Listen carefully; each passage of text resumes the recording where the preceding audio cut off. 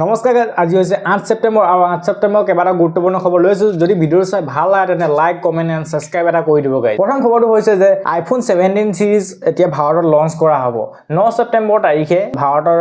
বজাৰত iPhone 17 সিৰিজ launch কৰা হ'ব ইয়াৰ পাছৰ খবৰটো হৈছে যে 13 ছেপ্টেম্বৰ তাৰিখে ভাৰতৰ প্ৰধানমন্ত্ৰী নৰেন্দ্ৰ মোদী ডাঙৰীয়া অসমলৈ আহিব উত্তৰাখণ্ড ডক্টৰ ভূপেন হাজৰিকা জন্ম শতবৰ্ষ অনুষ্ঠানত অংশগ্ৰহণ কৰিব ভাৰতৰ প্ৰধানমন্ত্ৰী নৰেন্দ্ৰ মোদী ডাঙৰীয়া আৰু প্ৰায় দুদিনীয়া কাৰ্যসূচীলৈ অসমলৈ আহিব আমাৰ প্ৰধানমন্ত্ৰী নৰেন্দ্ৰ মোদী ডাঙৰীয়া ইয়াৰ পাছৰ খবৰটো হৈছে যে অসমত ডি ভোটাৰ সোমাই আছে 98477 জন লোক ইয়াৰে মুছলমানক ডি ভোটাৰ বাদ দি পিনে হিন্দু শিখ পাৰ্চী জৈন খ্ৰীষ্টান আৰু বৌদ্ধ এই ধৰ্মৰ লোকসকলে পাব এতিয়া ভাৰতীয় নাগৰিকত্ব সুপ্ৰিম কোৰ্ট আৰু ভাৰত চৰকাৰ মিলি পিনে এতিয়া এই ডি ভোটাৰ চেপ্টাৰটো ক্লোজ কৰিছে মানে শেষ হৈছে বুলি কৈছে ইয়াৰ পাছৰ খবৰটো হৈছে যে ৰিজাৰ্ভ বেংকে এটা ডাঙৰ এটা সিদ্ধান্ত লৈছে শুনক গাইজ 4 অক্টোবৰৰ পৰা আপুনি এখন চেক যে ড্ৰপ বক্সত যেতিয়া জমা দিয়ে সেই চেকখন সোমাবলৈ এদিন বা দুদিন তিনদিন সময়ও লাগে কেতিয়াবা সপ্তাহও লাগি যায় বা সিহঁতি কাম নকৰিলে টাইম লাগে কিন্তু এতিয়া সন্ধিয়া 7 বজাৰ আগত বা 7টা বজাত বা 7টা নবজাৰ আগতে এই চেকখন আপোনাৰ একাউণ্টত ডিপজিট হৈ যাব বা আপোনাৰ একাউণ্টত সোমাই যাব পইচা এইটো এটা ৰিজাৰ্ভ বেংকে এটা ডাঙৰ